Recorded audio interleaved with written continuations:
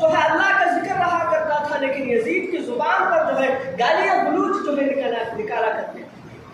کیسے جو ہے ایک ہو سکتے ہیں؟ وہ جو ہے پلید تھا یزید، امام حسین جو ہے جنتی نوجوانوں کے سردار تھے۔ امام حسین جو ہے کیسے جو ہے اس کے ہاتھ میں ہاتھ دے سکتے تھے؟ آپ بتائیے کہ امام حسین جو ہے آپ جو ہے ہر ہمیشہ جو ہے دین کی دعوت، اپنے نانا کی دعوت دیا کرتے تھے، لیکن جو ہے جو یزید تھا وہ یزید یہ کہتا تھا کہ نہیں، ان کا دین نہیں چلے گا، ہم ان کے دین میں جو لوگوں نے جو ہے حلال کو حرام کہے ہیں، حرام کو حلال کہے ہیں، اس کے اپوزٹ اس میں کام کرنا تھا۔ یعنی حضور نے جس چیزوں کو حلال کہا ہے اس نے اسے حرام کہا ہوا تھا۔ یعنی حضور نے کہا تھا کہ زنا حرام ہے، اس نے جو ہے حلال کر رکھا ہوا تھا۔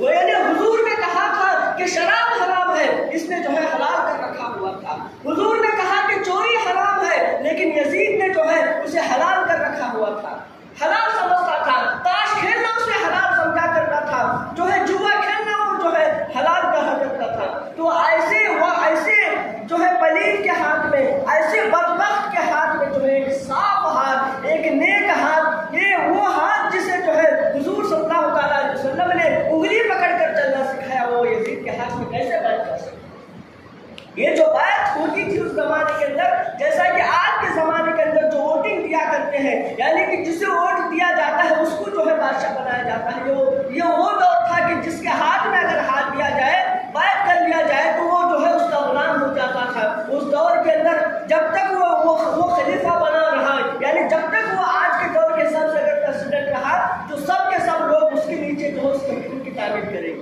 اب آپ بتائیے کہ جو حضور کی سنتوں کو پامال کرنے والا، حضور کی جو شریعت لے کر آئے تھے، اس شریعت کو ختم کرنے والا یہ یزید تھا۔ یزید کے ہاتھ میں اگر امام حسین ہاتھ دے دیتے تو پھر آپ بتائیے کہ جو ہے پورے کے پورے لوگ جو ہے آج شریعت کے خلاف ہو جاتے تھے، شریعت کی جو ہے توڑ کر رکھ دیتے تھے۔ آج جو ہے حضور صلی اللہ علیہ وسلم کی جو شریعت کو جس نے اگر بچایا ہے تو وہ امام حسین نے بچایا۔ حضور صلی اللہ علیہ وسلم کی دین کو اگر کسی نے بچایا ہے تو وہ جو ہے حضرت امام حسین نے بچایا ہے۔ میرے محترم سامعین کرام، جب جو ہے جناب معاویہ کا انتقال ہو گیا، اس وقت جو ہے یزید جو ہے کھڑا ہو گیا، اب اس کے بعد جو ہے میں یہاں کا خلیفہ میں بنوں گا، تو وہ خلیفہ بننے کے لیے کھڑا ہو گیا۔ جب خلیفہ بننے کے لیے تیار ہوا تو رات کے وقت میں جب انتقال ہو گیا وہ یزید کے باپ کا، تو اس وقت جو ہے اس نے سوچا کہ اب جو ہے میں سب سے پہلے کس کو جو ہے دعوت دوں؟ اگر جو ہے امام حسین کو اگر ہاتھ دینے کے لیے بلاؤں، وہ اگر میرے ہاتھ میں اگر ہاتھ رکھ دیں گے تو پھر اس کے بعد ان کی صورت دے کر سارے کے سارے مدینہ والے ہاتھ دیں گے۔ اس وجہ سے رات میں انتقال ہو جاتا ہے اس کے والد کا، لیکن رات جو ہے بلا بھیجتا ہے حضرت امام حسین کو۔ کیسا وہ لالچی تھا تخت کا، کیسا لالچی تھا وہ جو ہے تخت کا، کہ اپنے باپ کا بھی اس کو قدر نہیں تھا۔ حضرت امام حسین علیہ السلام کو جب رات میں بلایا گیا تو حضرت امام حسین نے سوچا کہ جو ہے ہو نہ ہو اس کے باپ جناب معاویہ کا انتقال ہو گیا ہے، اس وجہ سے مجھے جو ہے وہ بیعت کرنے کے لیے بلایا ہوا ہوگا۔ تو آپ چلے جاتے ہیں تو آپ کے ساتھ میں تو اور صحابہ تھے جن کا نام حضرت عبدالرحمن بن ابو بکر تھے، یعنی کہ جو ہے حضرت ابو بکر صدیق رضی اللہ تعالیٰ عنہ کے نواسے تھے، اور ادھر سے حضور صلی اللہ علیہ وسلم کے نواسے تھے، ادھر سے حضرت ابو بکر صدیق رضی اللہ تعالیٰ عنہ کے پوترے تھے۔ وہ ایک صحابی ایک اور صحابی ہے، وہ دو صحابی حضور حضرت امام حسین سے فرماتے ہیں کہ رات کے وقت کیوں بلایا ہوگا یزید نے؟ حضرت امام حسین فرماتے ہیں کیوں نہیں، اس کا باپ کا انتقال ہو گیا ہے، اب وہ تخت پر بیٹھنا چاہتا ہے، اسی لیے وہ مجھے بلا بھیجا ہے، میں یہی جانتا ہوں، مجھے یہ اس کی جو ہے بھنک لگ گئی ہے۔ جب آپ جانے لگے تو دونوں صحابہ نے کہا کہ اے امام حسین، اگر آپ اکیلے گئے تو وہ جو ہے کچھ جو ہے آپ کے ساتھ غلط کر دے، کچھ آپ کے ساتھ جو ہے آپ کی جو ہے توہین کر دے، لہٰذا آپ کچھ جو ہے لوگوں کو ساتھ لے کر جائے جن کے ساتھ جو ہے تلواریں ہوں گی۔ تو حضرت امام حسین نے کہا کہ وہ ایسا کچھ نہیں کر سکتا، میرے ساتھ ایسا کچھ نہیں کر سکتا۔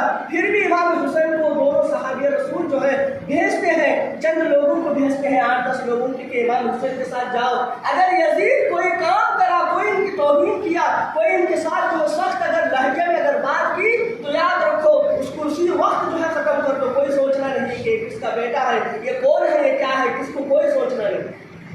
तो ऐसे वक्त में जो है इमाम हुसैन जब आप चले जाते हैं तो यजीद कहता है कि इमाम हुसैन आप आए हैं, मुझे जो है उम्मीद है कि आप मेरे हाथ पर बैठ कर लेंगे, मैं अब यहाँ का खलीफा बनना चाहता हूँ। हजरत इमाम हुसैन फरमाते हैं कि आप फरमाते हैं कि जो है आप फरमाते हैं कि ऐ यजीद, रात के तारीखी वक्त में मुझे बुला कर क्यों कहता है कि मुझसे हाथ पे बैठ कर लो, क्यों कहता है रात के तारीखी में?